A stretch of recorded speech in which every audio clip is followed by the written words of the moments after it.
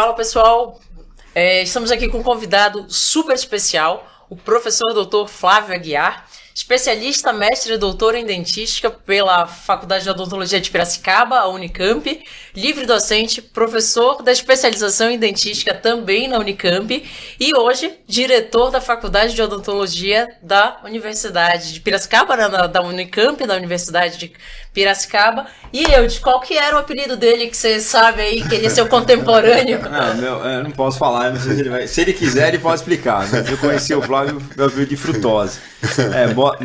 Bom dia, boa tarde, boa noite para todos. Hoje nós temos a honra de receber aqui, além de tudo isso que a Simone falou, um grande educador, também é um grande amigo, uma pessoa que, por uma questão de destino, nós nos cruzamos ali na época da pós-graduação e fizemos aliás, foi o Flávio que me ajudou muito na minha tese de doutorado, a metodologia que eu usei, ele tinha usado na tese de mestrado dele, e ele foi um cara muito solícito, muito, assim, não teve preguiça em nenhum momento, o que eu pentelhei ele, coitado. Mas enfim, deu tudo certo, tenho muito a agradecer e fico muito feliz, satisfeito de ver que a carreira dele foi uma carreira brilhante, como era de se esperar. E hoje está aqui com a gente para falar um pouquinho sobre assuntos relacionados à educação e odontologia, né? Ele pode explicar a questão do apelido também, eu também não sei, mas... Só no final. E aí você pode jogar o do Eudes também, né? Sim. Não, o meu, tudo bem. Vamos lá então, né? Vamos falar, já que a gente vai conversar principalmente sobre ensino, né? Que é algo que eu e o Eudes, a gente conversa bastante e acaba ficando muitas vezes até frustrado com os rumos que a odontologia ela tá tomando, né? Não só a odontologia, mas especificamente que é a nossa área, a odontologia ela tá levando. E aí a gente esbarra naquilo que eu acho que talvez seja o que muita gente comenta, mas enfaticamente ninguém faz nada, que são a criação de novos cursos. A cada ano surgem vários e vários cursos, e eu estava vendo, até peguei aqui alguns dados, né, no site sobre odontologia, e a gente tem 641 faculdades de odontologia no Brasil, comparado com as 49 americanas, né? Vai ter um pouquinho mais lá nos Estados Unidos. É que seja, né? Que nem se compara a essa quantidade enorme. E eu gostaria que o professor falasse um pouco sobre esse boom de faculdade de odontologia e como que você enxerga isso para o ensino, né, odontológico no Brasil a médio e longo prazo. Bom dia, boa tarde, boa noite também. É um prazer estar aqui com vocês, com o Eudes, com a Simone, no Endo Rockets, né? E a ideia é a gente conversar mesmo de uma maneira tranquila, né, aberta e descontraída. Bom, esse é um problema que não é novo, né? E só aumenta, porque a cada ano que a gente passa, a cada formatura, a gente fala, vamos formar 7 mil dentistas por ano. Aí no próximo ano a gente vai para uma formatura, agora forma 8 mil dentistas por ano. E assim vai, né? Então é um problema antigo, mas que ninguém toma alguma ação.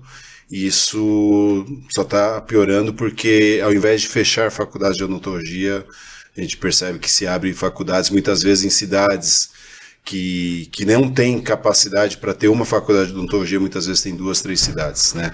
Hoje, se eu não me engano, o Brasil forma 20% ou tem 20% dos dentistas do mundo inteiro. Então, eu acho que é algo muito grande e pesado para um país da estrutura do Brasil.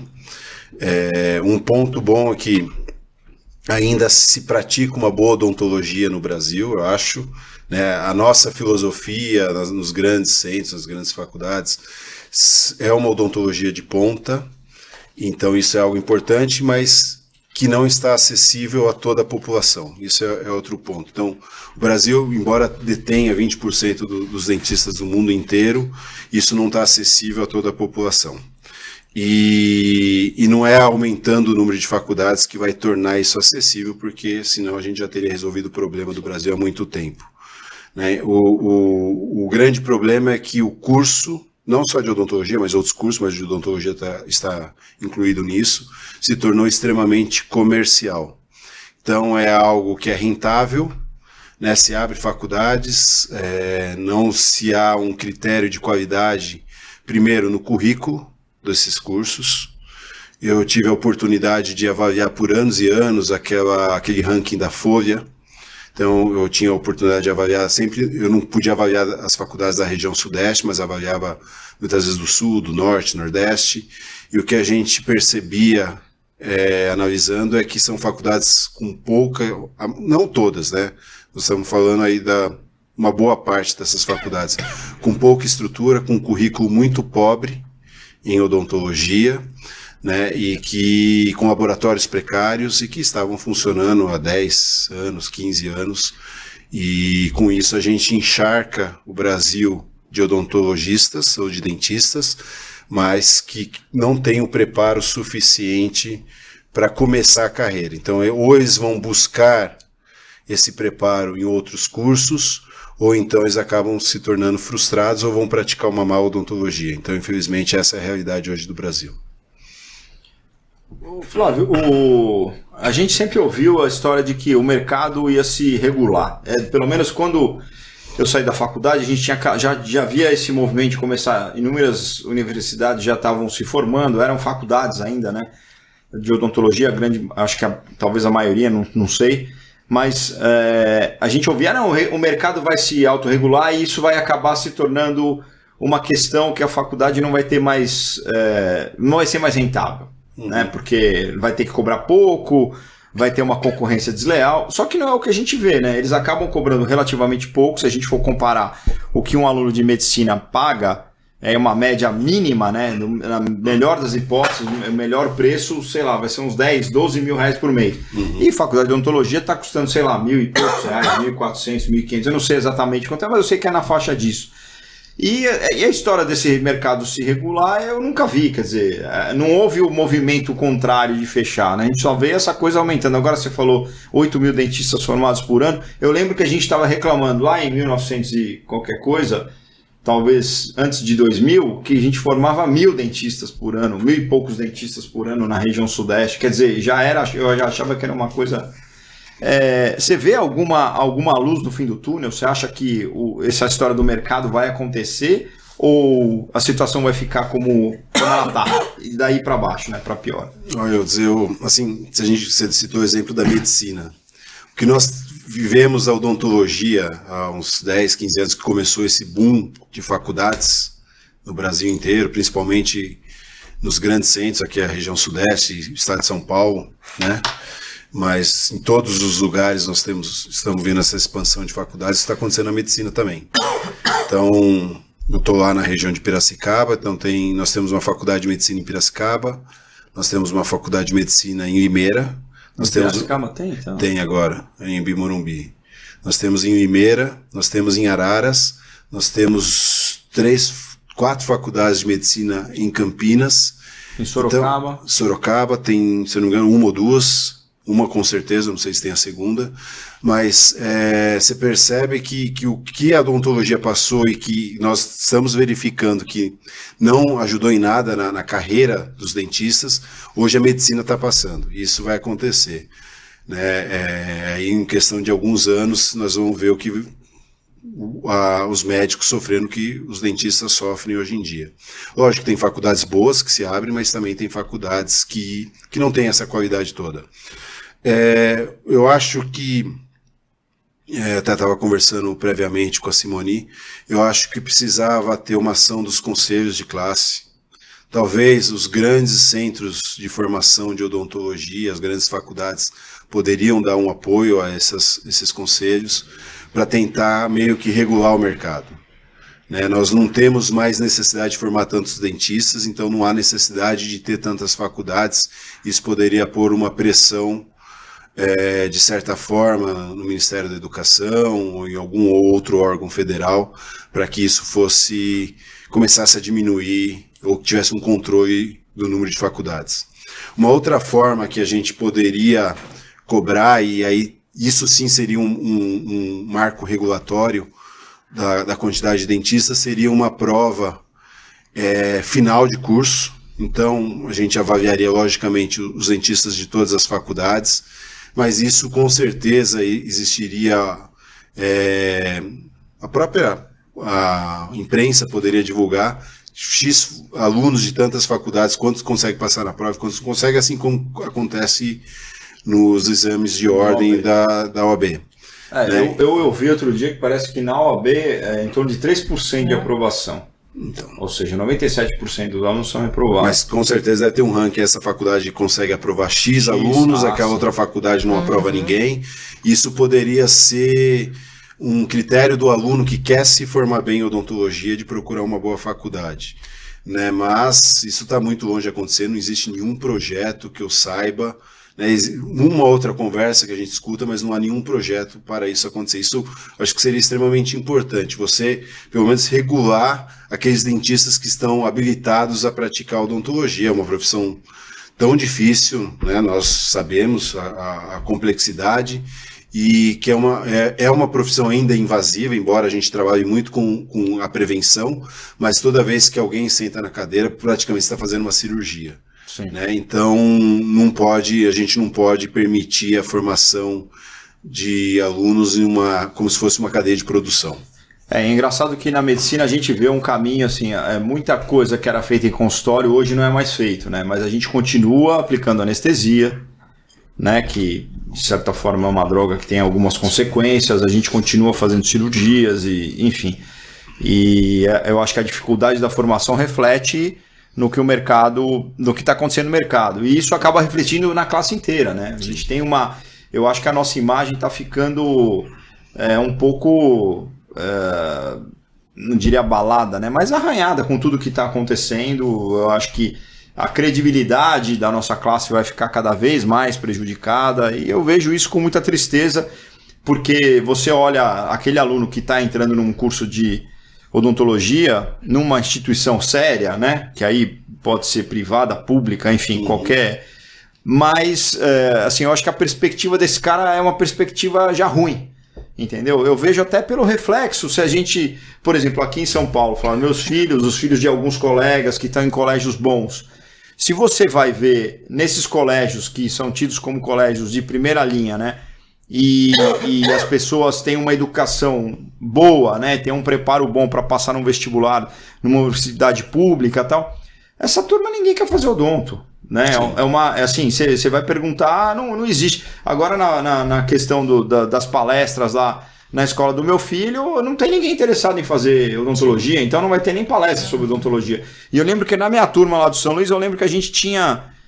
eu fui na feira de professores entrar no grupo de odontologia, eu fui fazer a minha inscrição por último, né? Você deixa as coisas sempre para a última hora, e eu não consegui entrar no grupo de odonto. Tinha, sei lá, 15, 16 pessoas, que era o limite, né? Eu fui fazer a feira de profissões no grupo de medicina, que era uma coisa mais a ver. Então, assim, e hoje em dia a gente nem tem gente prestando vestibular para odonto, o que eu acho muito triste, né? E quem está na prestando, eles têm eu vejo que existe essa dificuldade, essa até de certo ponto é uma tristeza do que o mercado oferece, do que o futuro os aguarda, né? Mas por outro lado a gente vê tanta gente que se deu bem, que fez uma carreira, construiu uma carreira bonita, como você mesmo, né? Você se formou ali em Piracicaba, nunca mais saiu, continuou lá. E a gente, assim, eu sempre falo, sempre tem oportunidades, a gente sempre vai ter o espaço para as pessoas que querem trabalhar direito. Só que a pessoa tem que se manter naquela firme, aquela linha de tentar fazer sempre o melhor. Infelizmente, eu acho que eles já são muito prejudicados, porque saem da faculdade já sem saber. Né, assim, o básico. A gente vê aluno lá, você fala o nome dos canais, o cara não sabe o que você está falando. Sim. É o fim, o cara não sabe a anatomia interna. É muito triste, né? Mas... E a tendência é que piore, né? Porque a gente até vinha conversando de um projeto de lei, né, que quer passar para que o curso de odontologia, pelo menos os estágios iniciais seja EAD. Mas, e como é que tá isso aí? Só assim, um termômetro bom de onde está a odontologia hoje na procura, né? Na minha época e na sua época, possivelmente, a odontologia era o segundo curso mais procurado entre as pessoas que prestavam vestibular.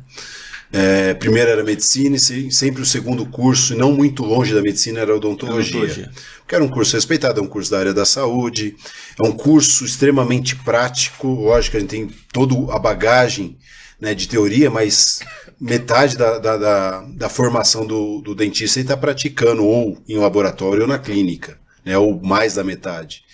E isso era sempre um curso mais procurado. Hoje não deve estar entre os 10 mais, eu acredito. Quando eu fiz vestibular, tinha muito menos gente prestando vestibular na época, isso em 1994. eram 58, se eu não me engano, candidatos por vaga na Unicamp. Hoje a gente chega em torno de 18, 20, dependendo do ano, 24, 25. Né? E com muito mais aluno prestando vestibular. Então, quer dizer, a procura está caindo bastante. Isso é um bom termômetro da onde a odontologia está indo. E, infelizmente, aquelas pessoas que poderiam tá brigando por algo melhor, infelizmente, eu não vejo essa preocupação. Posso estar muito enganado, mas eu não vejo essa preocupação deles estarem buscando um projeto de lei de regular o mercado odontológico, de regular a profissão, ou de regular pelo menos o currículo, se uma universidade ou uma faculdade quer fazer um curso novo, o que você vai oferecer de novo, o que você vai oferecer no seu currículo. O que a gente vê são aqueles currículos extremamente tradicionais, com muita atividade teórica, porque isso torna o curso mais rentável, né? E a atividade prática fica limitada aos 2 últimos anos, com baixa carga horária, e aí esse dentista sai sem a prática necessária para... porque isso custa mais dinheiro, sim, né? Porque custa mais dinheiro, sim. A infraestrutura, a quantidade de docentes que tem que estar na clínica, então isso é algo problemático. E pode piorar, conforme, né, a gente comentou agora, a Simone citou, esse PL, é um projeto de lei. Esse projeto de lei estava em discussão na Câmara, houve uma pressão, isso foi retirado da Câmara e, se eu não me engano, semana passada ele voltou para uma consulta pública, ou seja, as pessoas podem se manifestar o que acham. O que me chamou a atenção dos cursos que estavam lá é odontologia e enfermagem. São 2 cursos que necessitam ter uma atividade prática extremamente grande, né, e que envolve risco de vida, e que estava nessa PL. Isso eu enxergo de uma maneira muito triste. Eu já me manifestei em vários conselhos e colegiados da Unicamp para que a gente fizesse uma manifestação via Unicamp. Terça-feira que vem eu tenho uma nova reunião da Câmara de Ensino, Pesquisa e Extensão na Unicamp. Eu vou me manifestar novamente, buscando que a Unicamp se posicione, exatamente. Mas isso é puramente comercial. Lógico que deve haver um lobby por trás disso, para que a odontologia esteja entre essas faculdades, né? Porque com um professor de área básica você consegue colocar N alunos, né? Na sala.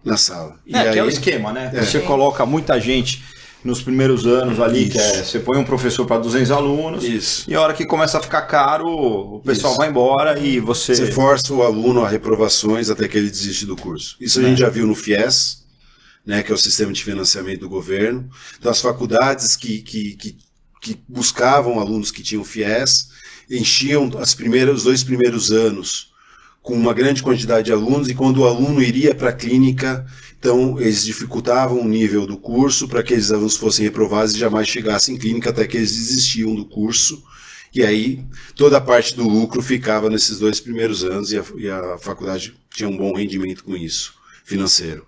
E eu imagino que a parte EAD vai ser basicamente isso. Então, você vai ter uma boa parte prática, depois o aluno acaba de alguma maneira desistindo, e esse aluno jamais vai chegar numa parte clínica, né? Ainda que eu não imagino um aluno tendo aula de anatomia pelo sistema EAD, né? Um aluno tendo aula de farmacologia, parte prática, simplesmente vendo um vídeo, né? Ou assistindo um atlas pelo sistema EAD de anatomia e histologia. Quer dizer, ele tem que ter contato com aquilo para poder cada vez mais estar familiarizado, porque esse aluno vai chegar para uma prática basicamente pior do que os alunos que estão hoje. Então é extremamente preocupante, é algo que vai nos trazer resultados piores, e como eu falei, né, hoje o Brasil tem uma odontologia de ponta, mas que isso está se desfazendo com essa problemática de ter um grande número de cursos que formam alunos que não têm a formação necessária. A gente vai ter os nichos, né? Que é totalmente fora daquilo que foi até proposto, que eu lembro. Vamos abrir mais faculdade para ter mais dentista, porque a demanda é grande, a população do Brasil está aumentando. Isso, como você falou inicialmente, não refletiu no melhor atendimento para a população, né? E assim, eu acho que já tem dentista suficiente que poderia ser contratado pelas prefeituras, pelos governos estaduais, federais, e quer dizer, não precisa mais gente, tem um monte de dentista sem emprego. Aliás, a minha estagiária lá que se formou, ela não consegue arrumar um emprego que seja minimamente decente, né? Assim, eu imagino que outras pessoas condições mínimas de trabalho. Exatamente. Então, assim, a gente está lidando com uma ponta com ensino deficiente, a outra ponta o mercado também difícil. Então, eu vejo que, assim, eu não vejo uma boa final de história para isso. E aí, ao passo que lá nos Estados Unidos a gente tem o esquema, você mencionou a prova de proficiência, né? Que seria uma coisa que eu já ouço, desde que eu saí da faculdade, a gente ouve que a própria PCD, uma época, cogitou em fazer essa prova. E assim, aí como é que é o esquema americano? O esquema americano mudou agora recentemente um pouco, porque lá o cara precisava fazer a primeira prova, o Board One, que era das ciências básicas, né, do segundo para o terceiro ano. E era interessante que se o cara não passasse nessa prova, sem acertar 85% das questões, ele não ia para o terceiro ano. Uhum. Quer dizer, então você está formando uma pessoa que é altamente preparada do ponto de vista técnico e científico. E aí no quarto ano eles fazem o Board 2, que é teórico e prático, né? E agora parece que uma nova alteração de regras aí e tal, e o Board 1 acho que ele foi eliminado. Mas de qualquer forma a gente tem menos faculdades. Uma coisa interessante lá, muitas faculdades de odontologia, se não a maior parte, são fundações, né? Eles não estão lá para ganhar dinheiro. Aliás, eu fiquei sabendo outro dia que lá na Penn, na verdade, a parte da clínica, etc., dá prejuízo para a faculdade, né? Eles têm que usar o dinheiro da tuition lá dos alunos, da mensalidade, da anuidade dos alunos, para cobrir a parte clínica que eles não conseguem, com exceção acho que da a endodontia é lucrativa, tal, o esquema que eles têm lá. Então, assim, a faculdade não está preocupada com lucro, ela está preocupada em gerar o melhor aluno possível, tem a concorrência de outras escolas e botar um cara preparado no mercado, que é um mercado altamente competitivo. E aí tem outros problemas relacionados ao... Enfim, eu acho que aí entra um pouco a questão até de contato, né? O dentista brasileiro é um pouco mais... se põe um pouco mais no lugar do paciente, a gente tem menos preocupação com a história de processo, consegue fazer determinadas coisas que lá eles até têm medo, né? Mas se você pegar um dentista formado numa escola americana, o cara é impecável do ponto de vista científico e do ponto de vista prático, né? Ele aprendeu, se não aprendesse, ele não saía. Assim como a gente também tem a questão das residências, né? A pós-graduação, a gente tem a pós-graduação é um curso de período integral, né? Por 2, 3, 4 anos, dependendo do curso. E o camarada fica lá o tempo inteiro na faculdade para sair especialista em alguma coisa. E não assistindo aula uma vez por semana, né? Exatamente. E nem EAD. Muito menos EAD. E aí, puxando a questão do EAD, a gente viu a pandemia, né? O que ela trouxe com o EAD? Você tem alunos muito mal formados, e aí você imagina que foi um período super curto, 1 ano e meio, 2 no máximo de EAD, o aluno não tem a menor noção. Imagina ele vindo de toda uma área básica, que é a base da odontologia para as especialidades, fazendo aula EAD. Assim, eu acho que é extremamente preocupante isso daí. E a questão da nota ENAD, você acha que ela tem algum impacto, ou ela deveria ter algum impacto no fechamento de faculdades? Explica o que é a nota ENAD, que a galera não sabe. Na verdade, essa nota é um exame nacional, né, de cursos que a gente tem, e ela é feita a cada 2 anos, seria 3. isso? 3 anos. E essa nota, no meu ponto de vista, ela deveria impactar de alguma forma para o MEC falar, opa, peraí, esse curso aqui, ele não pode funcionar. Ele está com uma nota muito abaixo do que deveria. E eu, por curiosidade, né, que a gente vai falar até com o professor Flávio, eu fui dar uma procurada nessa base de dados da odontologia. E aí eu tinha visto que a média nacional é 3,12. Só que eu fiquei encucado, falei, nossa, não é possível, né? Que a gente tem tanta faculdade boa, publicação, etc, etc... e bons profissionais, e aí eu fui ver de cada um a média. E aí, de faculdade pública, né, federal, a gente tem uma média de 4,34, numa prova que vale 5. Só que o que puxa para baixo são exatamente as faculdades particulares, que elas estão mais ou menos em média de nota 2,83. Então, assim, é uma discrepância que existe, grande, se a gente for, né, analisar números friamente. Esse ENAD, essa nota, ela não deveria servir como uma base para o MEC frear a universidade? Qual que é a sua opinião em relação a isso? Para que serve essa nota, se não é para isso? Então, a ideia inicial era exatamente isso, que se uma faculdade, né, na média dos alunos que prestou a prova, não alcançasse o número X de nota, essa prova antigamente era anual para todos os cursos. Eu lembro, era o famoso provão. Sim, era o provão. E se uma faculdade não atingisse, se eu não me engano, era nota mínima 2, ou no primeiro ano, depois de 2 anos, alguma coisa assim, ela era proibida de abrir vestibular. Ela deveria formar os alunos que estavam cursando, mas ela não poderia abrir novos vestibulares. E isso se perdeu, né?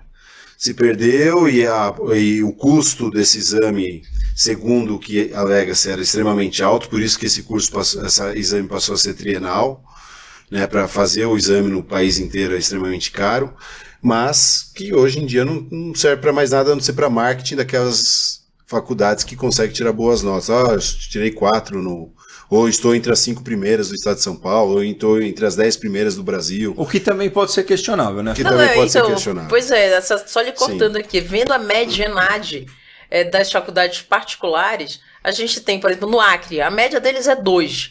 Aí eu vou para São Paulo, né, estado de São Paulo, a média é 3,60. Só que aí eu vou parar, a média é 1.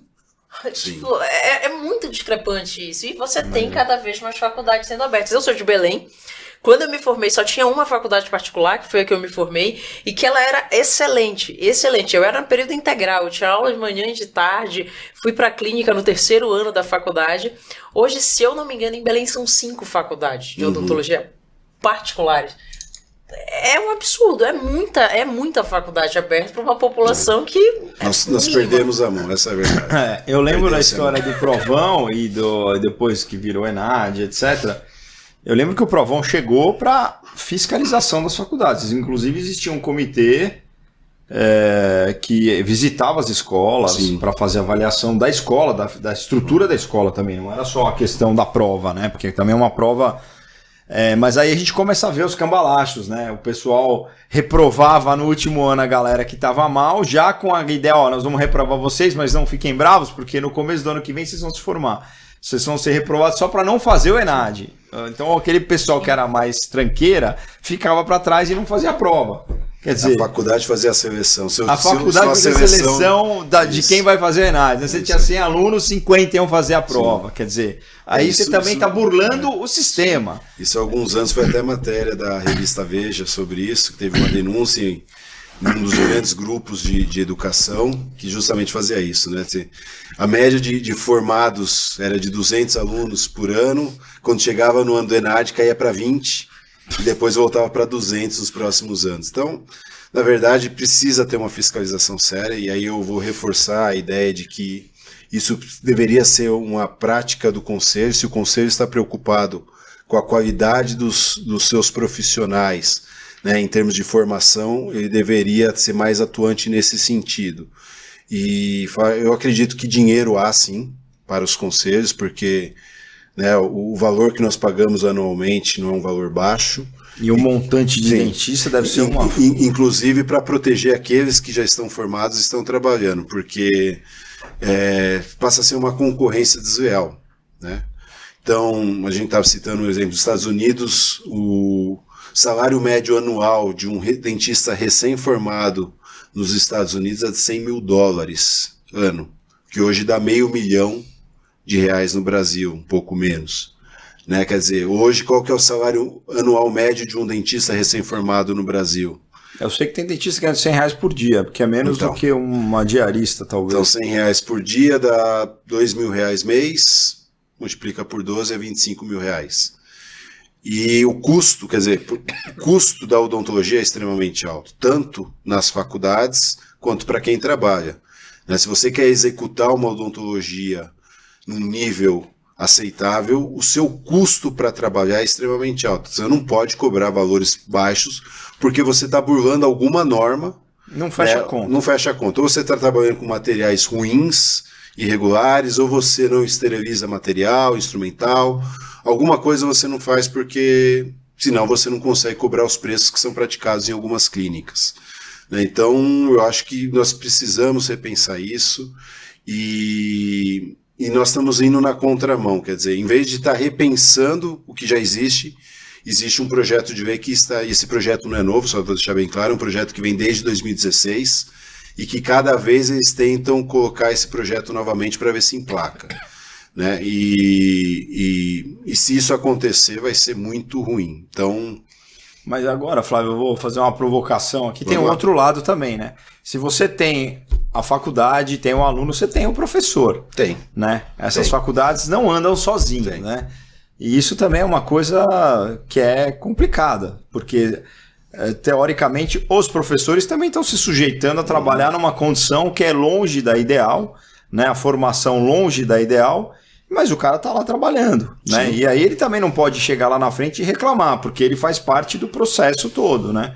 Então isso é complicado. Novamente é a questão de regular o mercado. Quer dizer, hoje em dia nós temos quantos cursos de pós-graduação no Brasil em odontologia? Inúmeros. Né? Você tem em faculdades públicas, em faculdades particulares, em grandes centros, em pequenos centros, porque isso também virou rentável. Quer dizer, você tem pós-graduação que se cobra mensalidades altíssimas para o aluno ter o título. Né? E qual que é a cobrança em cima da qualidade? Também é pequena. Eu lembro que há alguns anos atrás, isso há uma regulação de mercado não, mas de qualidade, que se o curso de pós-graduação, ele varia de 3 a 7. Na nota CAPES. Isso, na nota CAPES. Se ele tem abaixo de 4, ele não pode ter doutorado, e se ele tem 3, ele se mantém no mestrado, mas depois acaba fechando. Se eu não estiver enganado, é algo relacionado a isso. E que houve, por um processo político na própria avaliação da odontologia, que vários cursos elevaram suas notas. Quer dizer, elevou por quê? Melhorou a publicação, melhorou o nível da pesquisa, melhorou o nível de formação do aluno? Não. Simplesmente porque era algo político, então você pegava centros que mal tinha publicações e a nota da CAPES era aumentada. Então isso reflete o Brasil, quer dizer, você forma muitos dentistas, boa parte desses dentistas não tem mercado de trabalho, então eles vão tentar buscar uma qualificação melhor em cursos de pós-graduação, que também não vão dar essa qualificação, vão ter que gastar mais dinheiro, e você acaba colocando mestres e doutores aí no mercado que acabam se submetendo a receber um salário baixo para dar aula em faculdades que não têm uma boa estrutura. Então é um ciclo, né? É igual a gente, já que está falando de odontologia, existe o ciclo restaurador, que você começa com uma restauração pequena e vai aumentando até destruir o dente. Né? Esse é um ciclo de destruição da odontologia. Então você começa com faculdade de graduação ruim, esses alunos eles vão para faculdade com pós-graduação ruim ou com cursos de especialização ruim, né? De formação ruim, e que se eles são mal formados, eles não conseguem formar boas pessoas, e aí eles vão para trabalhar em outros centros, vão formar pior ainda, e isso entra num ciclo que destrói a profissão. Mas eu acho que também tem a questão... Bom, o Brasil, de maneira geral, a gente tem um problema educacional muito sério, né? É um país que não cuida da educação como deveria, nunca cuidou, né? Em alguns governos eu até acho que foi um pouco melhor, e depois pior, mas de fato a gente nunca teve um investimento, né? A gente fala do estado de São Paulo, por exemplo, que é um estado riquíssimo, é o estado mais rico da federação. A gente teve... ao mesmo grupo político governando, e você fala, bom, poderia ter sido feita uma revolução educacional no Estado, porque dinheiro tinha, era uma questão de prioridades, né?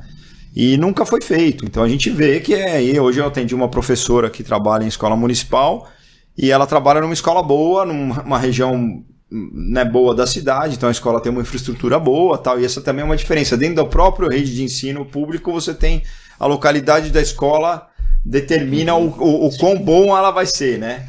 Então é triste, e aí a gente vê os outros países, né? Eu lembro que tem uma história interessante. Quando a gente foi para a Coreia lá no Congresso da IFEA, a gente foi dar um curso na cidade natal do Dr. Kim, e eu lembro, eu não sei se vou falar o nome certo, mas a gente fala Gwangju, né? Que é em coreano, que é no sul da Coreia. Aí quando a gente chegou a gente foi na reitoria, o reitor nos recebeu, os 4 professores que iam falar durante o dia lá, nesse convênio que foi feito com a PEN, etc. Aí eu lembro que a gente entrou na universidade, os 400 alunos da faculdade, todos de avental, nos receberam na entrada da faculdade, fizeram um corredor para a gente passar, né? E aplaudindo. Nossa, eu me senti ali um rockstar. Eu falei, nossa, que sensacional. Eu comecei a tirar foto e fazer bagunça. e tal. E você fala, gente, olha o valor, né? Assim, e quando você fala que você é professor, no Japão mesmo, você fala que você é professor, a referência que eles têm com você, sabe, é outro padrão. Então a gente vê o padrão, isso aí, de certa forma, também é uma certa. A gente consegue dar uma equalizada com relação ao tipo de cidadão que esse país produz, né? E aí a gente reclama das coisas lá na frente, mas a base. Né? Então, já tá tudo errado, né? Tá tudo errado, é muito triste. Pegando o exemplo da Coreia, se você pegar nos anos 80, nos anos 90, a educação da Coreia do Sul era muito pior do que do Brasil. O que aconteceu para eles melhorarem tanto assim? Investimento.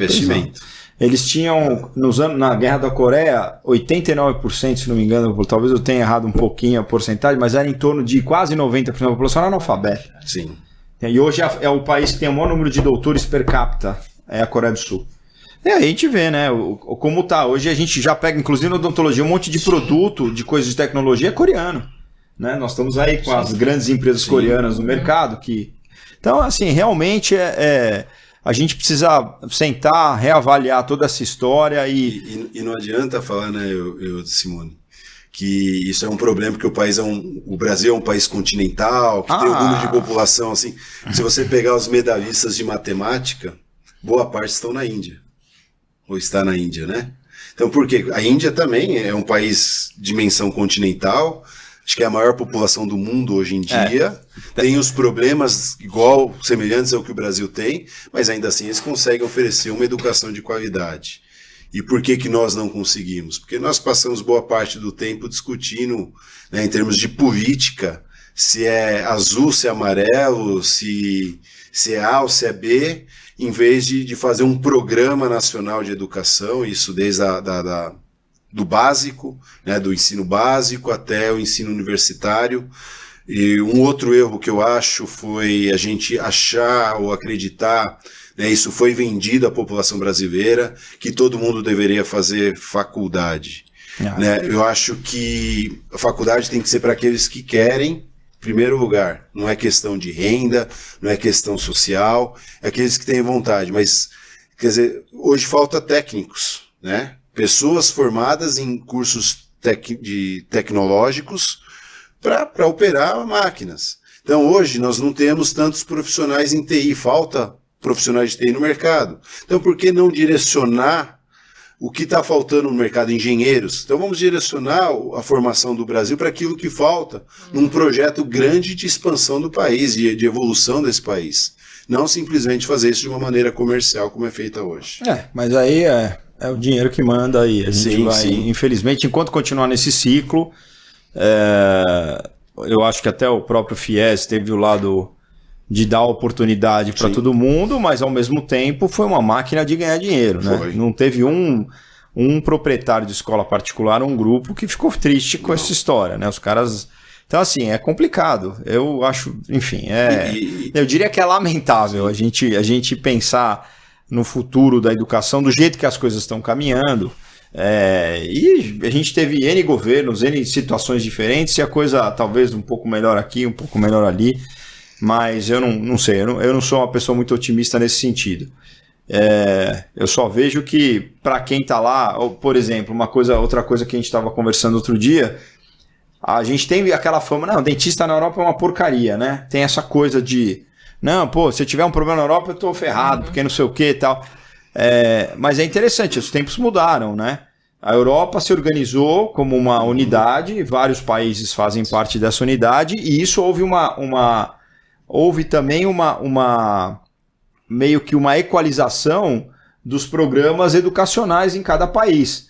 Então eu estava vendo outro dia lá, eles pegaram pelo padrão mais alto, que era na Inglaterra, por exemplo, na Endo, que para ser especialista você precisa fazer uma residência. Então isso foi obrigatório na União Europeia, né? Toda. Então se o país, Portugal, não, mas aquela história o médico, o cara fazia medicina, depois fazia odontologia, ele acabava sendo um péssimo dentista porque ele foi formado como médico. Isso acabou há muitos anos, já faz anos, talvez décadas, que isso não existe mais, né? Que agora o cara faz odontologia, o médico faz medicina. Eles ainda são chamados de médicos dentistas, porque a formação é muito semelhante, né? Mas no fundo, E toda a parte de pós-graduação é equalizada. A graduação é equalizada. Por quê? Porque agora o cara que é português, ele pode mudar para a Alemanha e trabalhar na Alemanha como dentista se ele quiser. Ele tem uma grande facilidade para fazer isso. E aí o alemão não quer que o camarada chegue lá mal formado, né? Que é uma crítica que eu fiz uma vez num evento lá em Portugal, os brasileiros quase me mataram. Quer dizer, não tem cabimento o cara fazer uma faculdade de bosta aqui, desculpa a expressão, vai para Portugal e quer trabalhar lá e ter o mesmo status do dentista português que fez uma faculdade melhor, que está lá no país dele. Quer dizer, eu não acho que isso faça sentido, né? Mas fez uma faculdade bacana, ou seja, fez qualquer faculdade aqui, mesmo que seja uma faculdade ruim, foi para Portugal e fez uma prova de proficiência, fez uma revalidação do curso lá, perfeito. Então você tem todo o direito de trabalhar. Agora, do jeito que eles fizeram, uma época houve isso, né? Você só ia e já era considerado dentista, reconhecido. Eu acho que os portugueses tinham que ficar mesmo bravos, porque é a mesma coisa a gente aqui. Você imagina o cara que sai de um outro país da América Latina, notoriamente com ensino pior que o nosso, vem aqui para o Brasil e quer exercer a profissão. Eu também não acho certo isso, sem fazer como na medicina a gente tem visto aí, que aí é outro problema, né? O cara sai daqui, o brasileiro sai daqui para fazer a faculdade fora para voltar depois, cara. Quer dizer, Eu tive a experiência de visitar Portugal esse ano para tentar até justamente, a gente tem convênio com algumas faculdades portuguesas, de tentar entender todo esse lado. E isso que você falou é o que realmente acontece. Nós tivemos, inclusive, uma reunião com o cônsul brasileiro, né? E eu coloquei isso, né? Que a dificuldade de você criar um programa, por exemplo, de duplo diploma. Então, o aluno português vem para o Brasil, fica 2 anos aqui, ou 1 ano, dependendo do acordo, e aí tem o diploma português brasileiro e o aluno brasileiro fazer isso. A dificuldade é enorme na odontologia, na enfermagem, em algum outro curso da área de saúde, justamente por causa disso. Nós formamos tantos dentistas, né, e com qualidade duvidosa, que não tem mercado para eles no Brasil. Mercado tem, mas eles querem sempre ficar nos grandes centros, né? Então eles não querem ir para áreas que não tem dentista, mas são áreas mais afastadas dos grandes centros. E aí eles têm que expandir. Então Portugal virou uma porta de acesso para toda a Europa. E aí eles cortaram mesmo. Hoje dificilmente você consegue fazer um acordo de duplo diploma em Portugal. E a própria revalidação lá também é difícil, não é? Sim, cada ano que ela passa, tá bem diferente, piora. né? O currículo deles é muito mais apertado do que o nosso. São 6 anos de graduação. Mas a nossa formação ainda assim é melhor. Tanto é que nós recebemos muito mais alunos portugueses, porque a nossa prática clínica, né, pelo menos em Piracicaba, é extremamente grande, e eles fazem procedimentos aqui no Brasil que eles não fazem lá. Qual que é o problema da odontologia na Europa? O problema é o custo. Mesmo dentro da faculdade, o paciente tem que pagar e o custo é alto. Então, muitas vezes, em vez de ele fazer um tratamento endodôntico, um tratamento de canal, o preço é tão alto que eu falo, não extrai. E aí o aluno não tem a possibilidade de treinar o tratamento de canal. Porque o cara não quer fazer. Porque o cara não tem. Mas aqui também não vai longe, né? A gente sabe de alunos formados agora, faculdade particular, que nunca fizeram um tratamento endodôntico na faculdade. E ele se forma em odontologia. E não por falta de paciente. E não por falta de paciente. Não por falta de paciente. Sim. Vamos falar um pouquinho de coisa boa, vai. Eu tô ficando deprimido.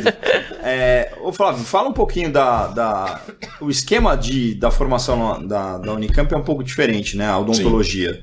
Eu sei que vem lá dos anos 70, da Fundação Kellers, eu acho que foi a fundação que montou esse... Qual que é a diferença? Qual que é essa diferença curricular? O que... Na FOP, desde o final dos anos 70, eles fizeram, os professores na época, fizeram uma reestruturação, então, de integrar as disciplinas clínicas. Então, essa foi a primeira parte dessa mudança de currículo. Então, os alunos hoje eles começam numa clínica mais de um nível de necessidades mais básico, então, normalmente cirurgia e periodontia, e à medida que eles vão ganhando conhecimento na teoria, eles vão avançando na dificuldade do tratamento. Então vai para a dentística, endodontia, depois vai para as próteses, mas sempre de maneira integrada. Então o aluno ele não faz uma clínica só de dentística, uma clínica só de endodontia. Ele aprende a atender o paciente, a ver as necessidades do paciente, ele tem que tratar aquele paciente independente do que ele precisa ser feito em termos de curricularização. Isso foi um avanço grande, né? Esse modelo foi copiado por algumas outras faculdades, e depois nós começamos, no início dos anos 2000, a discutir a integração da área básica com a área clínica. Isso foi um processo que demorou em torno de 11 anos, nós conseguimos terminar isso em 2012. Então, as disciplinas básicas já tinham se integrado no final do século passado, no começo desse século. Então, hoje nós não temos uma disciplina de histologia, uma disciplina de anatomia, não. O aluno vai aprender sistema circulatório, né, a parte de coração, veias, vasos. Então, ele vai aprender sistema circulatório com o professor de histologia, de anatomia, de fisiologia ao mesmo tempo, né? Então, ele aprende, começando pela histologia, vai para anatomia, fisiologia, e se houver a farmacologia, ele entra junto também nesse atendimento. E aí, no final entre 2007 até 2012, nós estudamos de trazer a área básica para a área clínica. Então, alguns conhecimentos que ficavam lá no primeiro ano, por exemplo, anatomia dental, histologia dental, né, que era dado no primeiro ano e que você depois tinha que resgatar esse conhecimento no terceiro ano, nós tiramos do primeiro ano e puxamos esse conhecimento para o terceiro ano. Então, o aluno vai aprender com o professor de histologia e anatomia, por exemplo, numa disciplina de endodontia, que é tratamento de canal. Então, não é só o professor de endodontia que dá aula de endo, é o professor de histologia, de anatomia, de farmacologia, está dentro da disciplina de endo, né? Então, é todo um processo integrado. Então, o professor de fisiologia ele dá aula no quarto ano, por exemplo, com disciplinas de dor temporomandibular, disfunção temporomandibular. Então, não é só o professor de prótese que está lá ensinando. Então, tem o professor de anatomia, tem o professor de fisiologia, professor de farmacologia. Assim, lógico que dá para melhorar ainda mais, mas a gente puxou a área básica para dentro da clínica para integrar mais ainda. Muito então, essa é uma mudança, lógico que exige mais. Para quem não sabe, não é assim, o cara que de repente está assistindo aí, tá pensando em prestar odontologia, o molde convencional é você ter tudo clínica estanque, né? Então você tem as disciplinas estanques e a clínica, você vai para a clínica de endo, faz a endo num determinado período, depois você vai para a clínica de pério, depois você vai para a clínica de dentística e assim sucessivamente, até juntar tudo no final. Eu acho que na tua faculdade... Não, na minha faculdade era clínica integrada, desde o início. A primeira clínica, que eu acho que era no segundo ano, quarto semestre ou quinto semestre, a gente tinha clínica de diagnóstico. Então, que era pato, era clínica de diagnóstico. E aí a gente fazia a triagem para os outros alunos que já estavam na clínica integrada. Então, desde sempre eu peguei clínica integrada. Mas eu acho que a maioria ainda é esquema estanque. E você vai eu fui ver esse esquema na USP, que tem a clínica de endo, o dia certinho lá da clínica. O dia, então, mas aí que tá. É o dia certinho que tem e tal. Aí todo mundo vai para a clínica e faz aquilo. Lá nos Estados Unidos é interessante. A maioria das escolas você tem a clínica de endo, entendeu? É uma clínica separada de endo, é uma clínica separada de pério. Aí o aluno que está na clínica principal, é a clínica principal, e o aluno está fazendo tudo também do paciente, uma hora lá o paciente ele precisa de uma endo, ele não atende na clínica principal. Ele vai até a clínica de endo fazer a endo, ou ele vai até a clínica de pério fazer a pério, porque lá vai estar o professor da disciplina, que também acho Mas o modelo de clínica estanque é o modelo de você tratar o dente. Não o paciente. Não o paciente. Então, eu concordo. Ele precisa fazer o canal, então ele vai para aquela clínica, a gente vai olhar só o canal e esquece os dentes do lado, que muitas vezes tem outras complicações, né? Bom, e aí, Ci? Eu acho que agora, para terminar, vamos ver se existe uma luz no fim do túnel. Sim. Você acha que tem solução diante de toda essa problemática que a gente levantou, que a gente falou aqui, que chega a ser até depressivo, né? Pensando numa pessoa que gostaria de prestar odontologia. Você acha que existe alguma possibilidade? A gente até falou no caminho, né? Como que a pós-graduação, porque aí entra, a faculdade existe, mas tem que ter um professor. Sim. Como que a pós-graduação ela poderia até frear novos doutores, novos mestres, né? Eu sempre converso isso com eles, que eu acho um absurdo. Um aluno de pós-graduação, primeiro, não fazer um trabalho que seja autoral, né? E fazer cópias de outros trabalhos. Ou mesmo mais recentemente eu vi agora alguém defendendo o mestrado com uma revisão de literatura. Assim, para mim é algo realmente surreal. E vou falar, não era faculdade particular não, faculdade pública. Aluno defendeu um mestrado com uma revisão de literatura.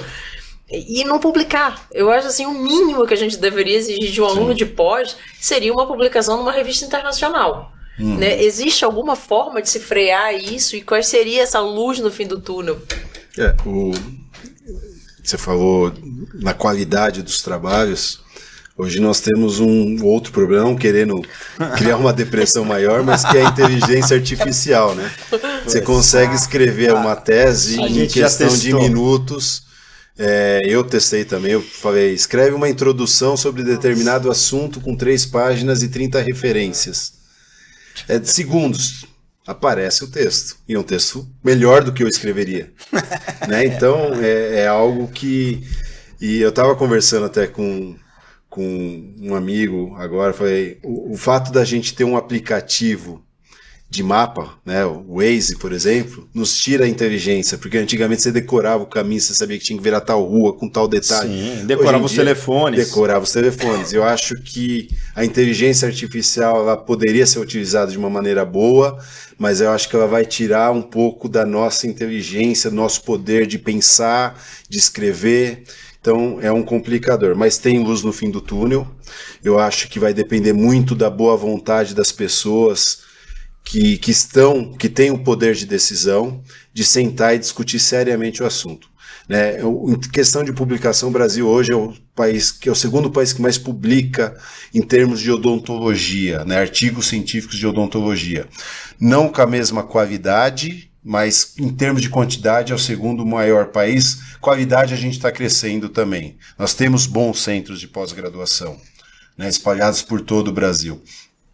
Mas nós não podemos... O que acontece quando você cria muitos outros centros, o dinheiro é o mesmo. Né? O governo não aumenta o incentivo, por exemplo, a CAPES, de incentivar programas, ele não vai, já que criou mais 15 programas, nós vamos aumentar X vezes o valor. 15 vezes o valor do... Não vai. Ele vai dividir por mais programas, então vem menos dinheiro para aqueles institutos que realmente fazem pesquisa séria. Então o dinheiro fica mais escasso, então precisaria ter uma discussão séria, chegar e falar, esse é o problema, de que forma que a gente resolve? A gente consegue resolver, né? Mas precisaria ter essa boa ação, pessoas comprometidas com educação, comprometidas com a odontologia, de sentar e discutir, montar um programa, e com isso a gente conseguiria, com certeza, avançar ainda mais em termos de qualidade de formação, qualidade de pesquisa, porque nós temos excelentes profissionais no Brasil. Muito bem. É isso aí. Eu acho que não. Eu acho que as pessoas querem fazer odonto e não desistam mesmo diante desse cenário. A odontologia é extremamente promissora. Não, só complementando, eu acho que tem mercado ainda para as pessoas trabalharem bem. Existe no Brasil. Né? A gente vê pessoas que são recém-formadas, questão de 1, 2 anos, estão trabalhando muito bem, com qualidade e com rentabilidade. Né? Existe mercado, mas... Isso que acontece é vender um sonho para a maioria das pessoas. Assim, que você vai ter uma boa formação e na verdade você não tem. A gente vê, por exemplo, você tem alunos que cresceram muito, né? Você vê gente até com muita dificuldade financeira, muitas vezes até um pouco intelectual. Você vê que a pessoa é muito esforçada e ela busca, ela corre e ela chega lá, cara. E depois eu olho, assim, eu vejo ex-alunos meus que eu tenho muito orgulho. A grande maioria, eu diria. Mas você vê gente que tinha muita dificuldade e conseguiu superar, mesmo saindo de um curso muito mais ou menos. Conseguiu fazer, correr atrás. Mas assim, eu acho um pouco injusto isso, entendeu? Eu acho que uma vez que o cara entrou numa faculdade, as coisas tinham que estar ali, né? Ele querendo crescer, ele poderia crescer com mais facilidade e isso deveria ser uma coisa natural e não um sacrifício que às vezes desumano para a pessoa sair daquele nível que ela está e chegar num nível que vai atender um público melhor e vai efetivamente ter uma clínica rentável, um consultório rentável, uma boa pós-graduação, ser um professor numa universidade séria e que, né, dê condições para ele trabalhar. Mas Eu acho que ainda tem saída, Flávio. Tem. Ainda tem. Então agora falando de coisa boa, por que frutose? Por que frutose? Eu vou contar a minha teoria e depois eu vou contar a verdade. A minha teoria é que eu tinha muito sangue no açúcar, meu sangue era muito doce que atraía muitas mulheres, mas isso é só uma brincadeira. Na verdade, na sala, quando eu entrei no primeiro ano, e aqui eu vou recordar o professor Jaime Cury, ele é o responsável pelo meu apelido. Então tinham 3 Flávios na minha turma. E ele estava dando aula de carboidrato e ele falou glicose, frutose e sacarose. Falei, igual os 3 Flávios, um é glicose, outro é frutose e outro sacarose. E eu fiquei com o pior apelido e logicamente eu não gostei do apelido e quanto mais eu não gostava, mais pegou e aí ficou. Bom, então eu acho que depois dessa justificativa muito boa... Mas eu prefiro a minha versão. A gente só quer agradecer a presença do professor Flávio, né? Foi incrível, eu acho que ele deu um panorama de como está, né, a situação da odontologia.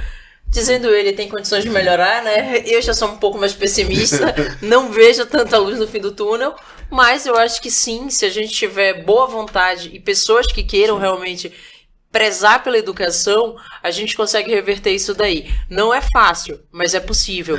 E o Eudes, eu acho que ele poderia terminar brindando, né, com a caneca estilizada dele. Estilizada ao contrário, ao contrário. Né? Primeiro, mas é bonitinho. É para quando guardar no armário ficar assim, aí fica certo. Professor, muitíssimo obrigada pela sua participação. Eudes. Olha, Flávio, só tenho que agradecer. Muito obrigado. Eu sei que é difícil você sair lá de Pira, tem um monte de coisa para fazer. Veio até São Paulo, deu uma excelente aula lá, uma aula fantástica.